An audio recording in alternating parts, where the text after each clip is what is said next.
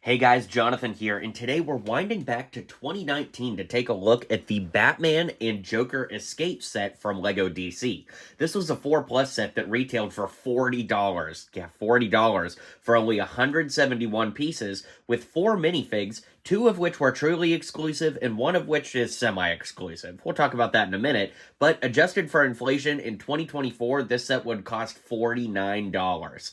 Yeah, so this set was obviously very overpriced, and that's why a lot of people, A, don't even know this set exists, but B, didn't get it. So today we're going to see if it was worth the $40 price tag and wind back the clock. So let's get to it. Okay, so up first we have Batman, who has come in lots of different sets from 2012 till this time. At this point, they did give him a cape that only had 1 hole in it, so it doesn't, like, go over or anything, but basically not a lot to say that I haven't said in 100 videos already. It is a basic Batman. Of course, the cowl can be reversed to show his smirk on the other side. It's not a bad minifig, it's just he's been in sets for over 10 years at this point, so you probably already have him.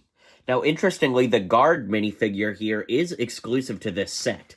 This specific combination of pieces, that is, have never come in another LEGO set, but, of course, it is not made of exclusive pieces. Like, we've got this black cop hat here, the head from the Clone Troopers that was used for years and years, and this torso was actually used in a Marvel set as well for a security guard driver who I believe was driving, like some kind of money van or something in a Doc Ock set, if memory serves correct. But anyways, not an exclusive figure in terms of parts, but this combination of parts only came in this set. So up next, we have the Joker in his Arkham Asylum jumpsuit, and this was the figure that I said is semi-exclusive. That's because this figure only came in 1 set, but it was released for 1 month in a foil bag in Europe that you could get with, like, a magazine. So most people watching this video, according to my demographics, are in the United States, so our only chance to get him at retail was in this set, but technically there was another way to get him. You can turn his head around, and he's got kind of like a scowl on the other side, which is a cool expression.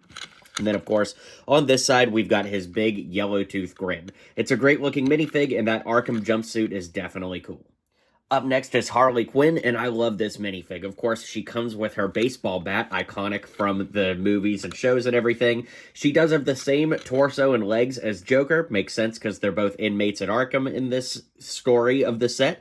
Then the head was used in other sets, as was the hair, but I really like the colored ponytails on there. That looks great, and you can spin it around to see her sticking her tongue out on the other side of the figure. So it is a really great looking figure overall, and she does come with her own little accessory, and that is a motorcycle, which, of course, just like any LEGO motorcycle, you could put the character on, and she has a hook that can attach into the set to pull the wall out of Joker's jail cell. We'll take a look at that in a minute, but it is cool to get a little motorcycle here for Harley with some unique colors, and I dig that a lot.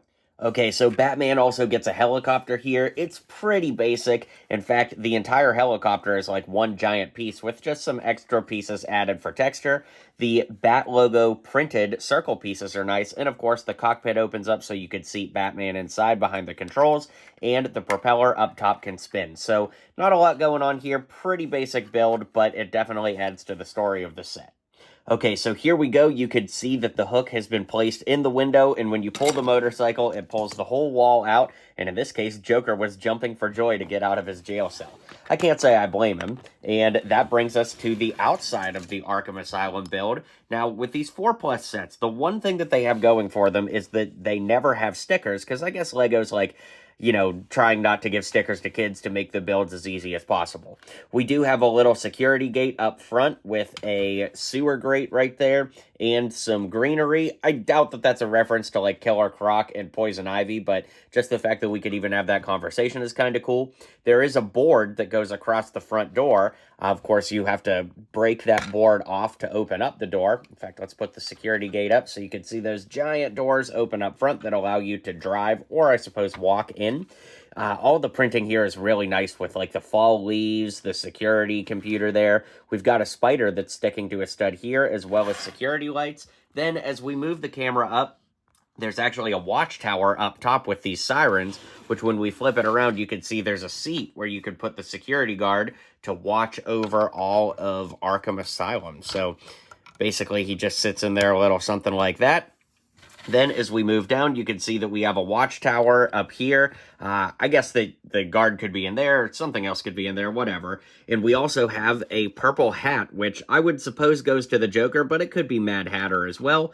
Then we also have Mr. Freeze's ray gun there. I can't talk today.